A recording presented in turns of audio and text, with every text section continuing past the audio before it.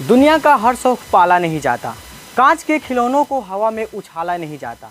दुनिया का हर शौक पाला नहीं जाता, कांच के खिलौनों को हवा में उछाला नहीं जाता। मेहनत करने से मुश्किलें हो जाती है आसान, क्योंकि हर काम तकदीर पे टाला नहीं जाता। नमस्कार दोस्तों, आपका बहुत बहुत स्वागत है हमारे YouTube channel all in one classes Lauriya में। दोस्तों, आज हम लेके आए हैं 10th क्लास की बायोलॉजी का प्रथम चैप्टर जैव प्रक्रम। सिर्फ आप यहाँ पे रहो, खून में मिलाने की गारंटी मेरा है। इस चैप्टर में हम लोग समझेंगे कि जैव प्रक्रम क्या होता है, जैव प्रक्रिया क्या होता है, शरीर क्रिया विज्ञान क्या होते हैं और शरीर क्रिया विज्ञान में कितने चीज़ों को पढ़ना होता है, पोषण क्या होता है, श्वसन क्या होता है, उत्सर्जन क्या होता है, परिवहन क्या होता है, इत्यादि सभी को हम इसमें समझने का प्रयास करेंगे और दुनिया का सबसे आसान भाषा में हम इसे समझाने का प्रयास करेंगे। तो चलिए इसको शुरू करते हैं। सबसे पहले समझ लेते हैं कि जैव प्रक्रम किसे कहते हैं। तो जैव प्रक्रम जो होता है वे सभी प्रक्रियाएं, हमारे शरीर में घटने वाली वे सभी प्रक्रियाएं, वे सभी प्रक्रम जो सम्मिलित रूप से अनुरक्षण का कार्य करते हैं उसे जैव प्रक्रम कहते हैं। अर्थात जैसे पोषण, श्वसन, उत्सर्जन। कहने का मतलब क्या है कि हमारे शरीर में घटने वाली वे सभी घटनाएं, वे सभी प्रक्रियाएं जो एक जीव को जीवित रखती है। जैसे कि अगर हमारे शरीर में कोई कट फट जाता है तो कटे फटे का मरम्मत करना भी ज़रूरी है। तो उससे क्या, हम भोजन खाते हैं और भोजन खाते हैं तो उसे ऊर्जा प्राप्त होता है और ऊर्जा प्राप्त होता है तो उसे एनर्जी मिलता है और हमारे शरीर की टूट फूट की मरम्मत हो जाती है। तो इत्यादि के सम्मिलित रूप को हम जैव प्रक्रम कहते हैं। इसमें बहुत सारे प्रक्रम को पढ़ना होता है। हम एक एक करके इसमें आगे बढ़ेंगे और आगे समझाएंगे। उसके बाद समझते हैं कि ये जैव प्रक्रिया क्या होता है। देखिए, वे सभी प्रक्रियाएं, हमारे शरीर में घटने वाली वे सभी प्रक्रियाएं जो एक जीव को उसके अस्तित्व को बनाए रखने में मदद करती है, अर्थात उसे जीवित रखती है। जैसे श्वसन, पाचन, उत्सर्जन इत्यादि, अर्थात वे सभी प्रक्रियाएं जिसके कारण हमारा जीव, हमारा शरीर बना रहता है, जीवित रहता है। इसमें से अगर कोई एक भी प्रक्रिया नहीं हुई तो जीव का अस्तित्व नहीं रहेगा, उसका अस्तित्व मिट जाएगा। उन सभी प्रक्रियाओं को एक साथ अगर मिला देंगे तो सभी प्रक्रियाओं को कहेंगे जैव प्रक्रियाएं। इससे क्वेश्चंस कभी कभी पूछ देता है 2 नंबर में कि जैव प्रक्रिया और जैव प्रक्रम में क्या अंतर होता है, उसको भी सेम टू सेम या इसमें याद रखिएगा। और कभी कभी इसका डिफिनेशन पूछ लेता है, इसको याद रखिएगा। अब समझिए, जैव प्रक्रम जो होता है, अभी बताएं हम कि वे सभी प्रक्रम जो सम्मिलित रूप से अनुरक्षण का कार्य करता है उसे जैव प्रक्रम कहते हैं। तो और जैव प्रक्रिया वे सभी प्रक्रिया जो एक जीव को उसके अस्तित्व को बनाए रखने में मदद करती है उसे जैव प्रक्रिया कहते हैं। इन दोनों के बारे में जिस विज्ञान में पढ़ते हैं उसे कहते हैं शरीर क्रिया विज्ञान, इंग्लिश में कहते हैं फिजियोलॉजी। तो आपसे क्वेश्चन कहेगा कि शरीर क्रिया विज्ञान किसे कहते हैं, तो वह विज्ञान या विज्ञान की वह शाखा जिसमें जैव प्रक्रम और जैव प्रक्रिया दोनों के बारे में पढ़ा जाए उसे कहेंगे शरीर क्रिया विज्ञान। शरीर क्रिया विज्ञान को 2 भागों में बांटा गया है। पहला जंतु शरीर क्रिया विज्ञान और दूसरा पादप शरीर क्रिया विज्ञान। हमारे जीवन में, हमारे इस पृथ्वी पर 2 प्रकार के जीव होते हैं, एक प्लांट वाले और एक एनिमल वाले, एक जंतु और दूसरा पादप। विज्ञान के जिस शाखा में प्लांट के बारे में पढ़ेंगे उसे कहेंगे प्लांट फिजियोलॉजी, अर्थात विज्ञान के जिस शाखा में अगर हम पादप के बारे में पढ़ते हैं उसे कहेंगे पादप शरीर क्रिया विज्ञान, और विज्ञान के जिस शाखा में हम जंतु के बारे में पढ़ेंगे उसे कहेंगे जंतु शरीर क्रिया विज्ञान। कोई दिक्कत? आगे बढ़ते हैं। अब ये शरीर क्रिया विज्ञान में कितने चीज़ों को पढ़ना है, तो 4 चीज़ों को पढ़ना है। ये 4 चीज़ों को पढ़ लेंगे हमारा ये चैप्टर कंप्लीट हो जाएगा। और यकीन मानिए, बस आप बने रहिए, खून में मिलाने की गारंटी मेरा है। शरीर क्रिया विज्ञान में सबसे जो पहला टॉपिक पढ़ना है वह है पोषण। पोषण क्या होता है, कैसे होता है, पोषण के आधार पर कितने जीवों को बांटा गया इत्यादि सब के बारे में किसमें पढ़ेंगे, पोषण में पढ़ेंगे। दूसरा जो पॉइंट है श्वसन, जिसे रेस्पिरेशन कहते हैं। एक जीव कैसे श्वसन करता है, कितने गैसों को लेता है, कितने गैसों को छोड़ता है, कितना प्रतिशत में छोड़ता है, और गिल्स क्या होते हैं, फेफड़े क्या होते हैं इत्यादि टोटल इसी चैप्टर में पढ़ेंगे। उसके बाद आता है परिवहन। परिवहन का मतलब होता है बहना। हमारे शरीर में बहुत सारे पदार्थ होते हैं जो एक जगह से दूसरी जगह जाते रहते हैं। इस सब के बारे में जिसमें पढ़ेंगे उसे कहते हैं परिवहन। इसी में हमें हार्ट पढ़ना है, ब्लड पढ़ना है, ब्लड क्लॉटिंग पढ़ना है, और जब शरीर कट जाता है तो उससे ब्लड निकलना शुरू हो जाता है लेकिन कुछ देर बाद रुक जाता है, इत्यादि क्यों होता है, इत्यादि सब के बारे में हम पढ़ेंगे परिवहन में। उसके बाद उत्सर्जन। उत्सर्जन का मतलब होता है शरीर में जितने कचरा पदार्थ होते हैं उन सब को शरीर से बाहर निकाल देने की प्रक्रिया को उत्सर्जन कहते हैं, इसको डिटेल में पढ़ेंगे आगे, ठीक है। तो आप आई होप इतना आपको समझ में आ गया होगा। अब यहाँ पे समझिएगा, इसके बाद आपसे बात करें, पहला जो हमारा टॉपिक है पोषण, इस 4 टॉपिक के बारे में पढ़ लेंगे, हमारा ये चैप्टर खत्म हो जाएगा। इसमें इसका जो पहला चैप्टर है उसका नाम है पोषण, इंग्लिश में कहते हैं इसको न्यूट्रिशन। देखिएगा, समझिएगा कि न्यूट्रिशन क्या होता है। जो पोषण होता है, तो पोषण का मतलब होता है कि भोजन का ग्रहण करना, अर्थात पोषण एक जटिल रासायनिक प्रक्रम है। जटिल रासायनिक प्रक्रम का मतलब होता है कि जिसमें बहुत सारे रसायन का भी उपयोग करना पड़े, और यह बहुत ज़्यादा कठिन होता है। जब आपको डिटेल में पाचन तंत्र पढ़ाएंगे तो उसमें बताएंगे कि कितना कठिन होता है, कैसे कैसे पोषण होता है। और मुंह में खाना जब जाता है उसके बाद एक गला में जाता है, और उसके बाद ग्रास नली होता है, फिर छोटी आंत, बड़ी आंत इत्यादि बहुत सारा होता है पाचन तंत्र में, इसे समझेंगे। तो पोषण क्या होता है? तो पोषण एक जटिल रासायनिक प्रक्रम है जिसमें हम क्या करते हैं, भोजन को ग्रहण करते हैं, और उस ग्रहण किए गए भोजन से हम ऊर्जा प्राप्त करते हैं, और उस ऊर्जा से हमारे शरीर में टूट फूट की मरम्मत होती है, कटे फटे का मरम्मत होता है, और हमारे शरीर का वृद्धि विकास होता है। इसे पोषण कहते हैं। ये भी 2 तरह के होते हैं, आगे बताएंगे, स्वपोषण और विषम पोषण, ये आगे समझना है। लेकिन याद रखिए, पोषण जो क्रिया है, यह पोषण जो क्रिया है वह यांत्रिक क्रिया भी है और रासायनिक क्रिया भी है। अब इसका क्या मतलब हुआ? देखिए, जब हम भोजन को करते हैं, भोजन को जब हम खाते हैं तो हमें मुंह से चबाना पड़ता है।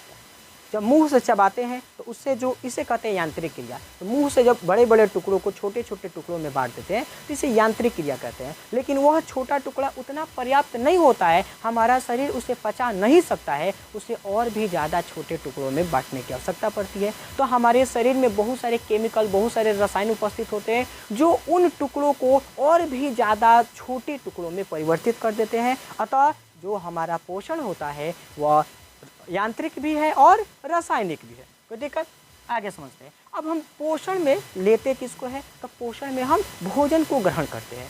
अब ये समझ लेते हैं कि भोजन क्या होता है। भोजन को इंग्लिश में फूड कहते हैं। देखिए, भोजन क्या होता है? तो वे सभी आवश्यक पदार्थ, हम लोग जो भी खाते हैं, वे सभी आवश्यक पदार्थ जिनको ग्रहण करने के बाद हमें ऊर्जा मिलता है, जिसको ग्रहण करने के बाद हमें ऊर्जा मिलता है, और उस ऊर्जा से हम अपने शरीर की टूट फूट की मरम्मत करते हैं, वृद्धि विकास करते हैं,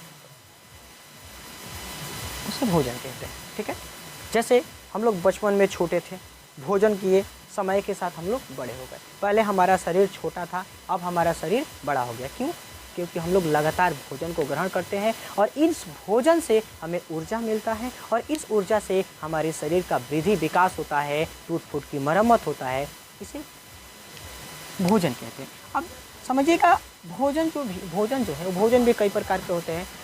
गांव देहात में कुछ ऐसे भी भोजन पाए जाते हैं, उन लोगों को पता नहीं होता है, क्योंकि हम सबको नहीं बोल रहे हैं। तो कुछ लोग ऐसे भी होते हैं जिनको इसके बारे में जानकारी नहीं होता है, सिर्फ उनकी।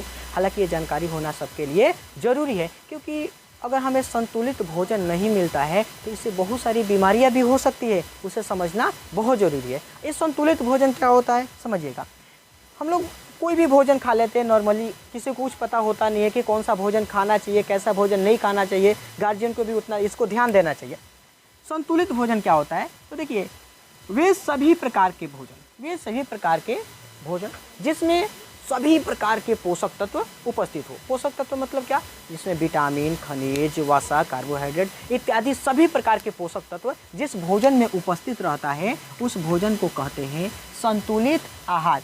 जब कभी भी संतुलित आहार नहीं मिलता है किसी बच्चे को, तो उसके शरीर में बहुत सारी बीमारियां आ जाती है। इसके अलावा उसे एक स्पेशल किस्म का बीमारी होता है जिसे कुपोषण कहते हैं। ये कुपोषण क्या होता है? तो गांव देहात में देखिए होइएगा कि कभी कभी किसी बच्चा का एक पेट जो है पूरा निकल जाता है, पूरा मोटा, पेट बहुत मोटा हो जाता है और शरीर बिल्कुल पतला होता है। गांव देहात में इसे एक कहावत के रूप में भी कहा जाता है कि पेट बाबो देह डोरा और पेट बोरा। ये इंडिकेट करता है कुपोषण की तरफ। तो इससे बचना चाहिए, गार्जियन को इस पे विशेष ध्यान देना चाहिए, और बच्चे को जो भी भोजन देना चाहिए वह संतुलित आहार होना चाहिए, ऐसे कुछ भी नहीं खिला देना चाहिए। तो समझ गए संतुलित आहार क्या होता है? जिसमें सभी प्रकार के पोषक तत्व उपस्थित होते हैं, उसे संतुलित आहार कहते हैं। जब इस संतुलित आहार की कमी होती है तो उससे एक बीमारी उत्पन्न हो जाता है जिसे कुपोषण नामक बीमारी कहते हैं।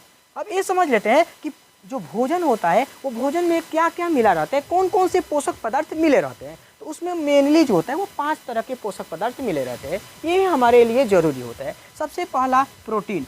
प्रोटीन हमारे शरीर का निर्माण करता है। हमारे शरीर में जितना ज़्यादा प्रोटीन रहेगा शरीर का उतना ज़्यादा वृद्धि विकास होगा। तो भोजन में पाए जाने वाला पहला पदार्थ, पहला तत्व कौन सा होता है? प्रोटीन होता है। दूसरा होता है कार्बोहाइड्रेट। कार्बोहाइड्रेट ऊर्जा देता है। ये ज़्यादातर चावल में पाया जाता है। तो कार्बोहाइड्रेट जो है तो ऊर्जा देता है। उसके बाद वसा। कार्बोहाइड्रेट से भी ज़्यादा जो ऊर्जा देता है वो वसा होता है। ठीक है, ये भी चावल में अधिक मात्रा में पाए जाते हैं। आगे समझाएंगे इसके बारे में। उसके बाद विटामिन। विटामिन हमारे शरीर में घटने वाली क्रियाओं के बारे में, पोषण या फिर वृद्धि विकास, इसको तेज कर देता है, बढ़ा देता है। इसका बहुत ज़रूरी होता है। इस विटामिन जो चैप्टर आएगा उसमें बताएंगे। और इसमें क्या होता है कि विटामिन की कमी से बहुत सारी बीमारियां भी होती है, उसको भी हम देखेंगे आगे चलकर। ठीक है, यहाँ पे समझिएगा। और पांचवा जो पदार्थ होता है, पांचवा जो तत्व होता है, पोषक तत्व, वो खनिज होता है। खनिज लवण। हमारे शरीर में खनिज लवण की भी आवश्यकता होती है। इंग्लिश में इसे मिनरल्स कहते हैं। ठीक है, आई होप आपको यहाँ तक समझ में आ गया होगा। अब आगे समझते हैं कि इस सभी प्रकार के तत्वों को, भोजन जो होता है, भोजन में जितने प्रकार के तत्व पाए जाते हैं, इसे कार्य के आधार पर कितने भागों में बांटा गया है। तो 5 प्रकार के तत्व पाए गए, पोषक तत्व। इसे कार्य के आधार पर मुख्यतः 3 भागों में बांट देते हैं।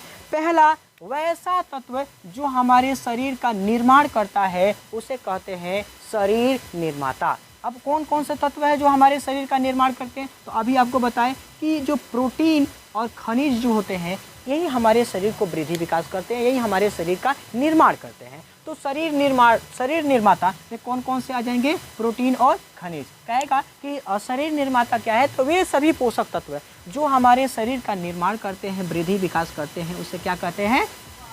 शरीर निर्माता। इंग्लिश में कहते हैं बॉडी बिल्डर। अब इससे स्पष्ट हो गया बॉडी बिल्डर। बॉडी बिल्डर जैसे बॉडी जो बनाता है, उसको जो जिम वाला जिम ट्रेनर होता है, एक स्पेशल इतना बड़ा डिब्बा देता है, और उस डिब्बा का नाम होता है प्रोटीन, जिसको प्रोटीन शेक भी कहा जाता है। ये कहता है कि इसे टाइम टाइम पे लेना चाहिए। क्यों? क्योंकि वो जो बॉडी बना रहा है उसे ऊर्जा की आवश्यकता है, उसका शरीर का वृद्धि विकास की आवश्यकता है। तो वृद्धि विकास हमारे शरीर में कौन करता है? प्रोटीन और खनिज करता है। इसीलिए उसे जो डिब्बा दिया जाता है, जो जिम ट्रेनर देता है, वो उसमें क्या उपस्थित होता है? प्रोटीन होता है, जिसे प्रोटीन शेक कहा जाता है। इसका मतलब शरीर निर्माता में क्या आ जाएंगे? प्रोटीन और खनिज। ठीक है, यहाँ से याद रखिएगा बॉडी बिल्डर। बॉडी बिल्डर को क्या दिया जाता है? प्रोटीन दिया जाता है।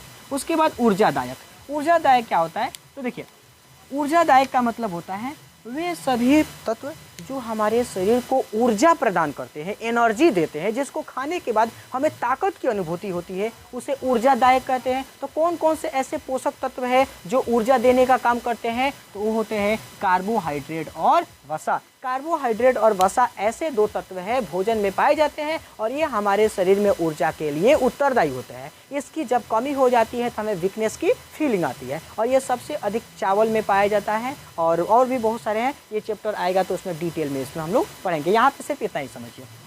उसके बाद तीसरा जो भोजन को बांटा गया है उसका नाम है विनियंत्रक। विनियंत्रक को इंग्लिश में कहते हैं रेगुलेटर। देखिए, रेगुलेटर क्या होता है, विनियंत्रक क्या होता है? हमारे शरीर में, हमारे शरीर का वृद्धि विकास होता है, पोषण होता है, श्वसन होता है, उत्सर्जन होता है। तो जो ये जैसे पोषण हो गया या फिर जैसे हमारे शरीर का वृद्धि विकास हो गया, तो उसको कोई ऐसा चीज़ चाहिए जो उसको तेज कर दे। जैसे शादी ब्याह में जो पंडित जी होते हैं वह हवन कुंड में घी डालते हैं। क्यों? क्योंकि अग्नि को तेज करने के लिए, जब अग्नि धीमा हो जाती है तो उसे तेज करने के लिए घी डालते हैं। तो जो घी, वह जो काम वहाँ पे घी ने अग्नि में जाकर किया, अग्नि को तेज कर दिया, वही काम हमारे शरीर में ये विटामिन्स करते हैं। क्या? तो हमारे जिसका शरीर वृद्धि विकास नहीं हो रहा है उसमें विटामिन्स की मात्रा बढ़ जाएगा, तो उसका शरीर का वृद्धि विकास और ज़्यादा होने लगेगा। और विटामिन्स हमारे लिए बहुत ही ज़्यादा ज़रूरी है, क्योंकि यही हमारे शरीर को बना के रखते हैं, यही हमारे शरीर में रेगुलेटर का काम करते हैं। आई होप आपको यहाँ तक समझ में आ गया होगा। अब आगे समझते हैं कि जो पोषण है, इस पोषण के आधार पर जीवों को कितने भागों में बांटा गया है। तो देखिए, पोषण के आधार पर जीवों को मुख्यतः 2 भागों में बांटा जाता है। एक वैसे जीव जो अपना भोजन खुद बनाते हैं, खुद करते हैं, उसे कहते हैं स्वपोषण, और ऐसे जीवों को कहते हैं स्वपोषी जीव। जैसे देखिएगा, जितने भी हरे पेड़ पौधे होते हैं वह सब के सब अपना भोजन खुद बनाते हैं प्रकाश संश्लेषण की क्रिया के द्वारा। इसको डिटेल में आगे समझेंगे। तो पहला जो होता है वह स्वपोषण। स्वपोषण क्या होता है? तो वैसा पोषण जिसमें सभी जीवधारी अपना भोजन स्वयं बनाते हैं, स्वयं करते हैं, इसे कहते हैं स्वपोषण। जैसे आपके घर कोई पेड़ होगा या गांव देहात कहीं पर भी पेड़ होगा, आप लोगों ने कब बार जाके उसमें जल दिया है, कब बार जाके उसको खाना खिलाया है? नहीं खिलाए हैं। क्यों? क्योंकि वो अपना खुद बना लेता है, अपना खाना वो खुद बनाने के लिए सक्षम है। हम लोग थोड़े जाके आम को खाना खिलाते हैं, वो अपना खाना खुद बना लेता है, इसलिए वो कौन सा पोषण हो जाएगा? स्वपोषण। और वैसे जीव को कहते हैं स्वपोषी जीव। इसमें कौन से जीव आ जाते हैं? दुनिया में जितने भी हरे पेड़ पौधे होते हैं वे सब के सब इसमें आ जाते हैं। कोई दिक्कत? दूसरा जो पोषण होता है उसे कहते हैं विषम पोषण। अब विषम पोषण क्या होता है समझिएगा। तो हरे पेड़ पौधों के द्वारा बनाए गए भोजन को जो छीन के खा जाए उसे कहते हैं विषम पोषण। जैसे मानव या जितने भी जानवर होते हैं वे सब के सब भोजन कहाँ से प्राप्त करते हैं? तो स्वपोषी जीवों से प्राप्त जीवों से अपना भोजन प्राप्त करते हैं। जैसे हम लोग चावल खाते हैं, चावल क्या हम लोगों ने बनाया? नहीं बनाया। किसने बनाया? हरे पेड़ पौधों ने बनाया। और हम लोग दलीदर की तरह जाके उसे उठाया के खा जाते हैं। ये गलत बात है, हालांकि नहीं करे तो लाए गए कहाँ से? चलिए समझिएगा। तो विषम पोषण क्या होता है? तो वैसे पोषण जिसमें कोई जीवधारी हरे पेड़ पौधों के द्वारा बनाए गए उत्पाद को लेके खा जाता है उसे विषम पोषण कहते हैं। या फिर वैसा पोषण जिसमें जीवधारी दूसरे अपने भोजन के लिए किसी और पे आश्रित होता है उसे विषम पोषण कहते हैं। इसमें जितने दलीदर हो जाते हैं, माने जानवर होते हैं, आदमी होते हैं, वे सब के सब इसमें आ जाते हैं।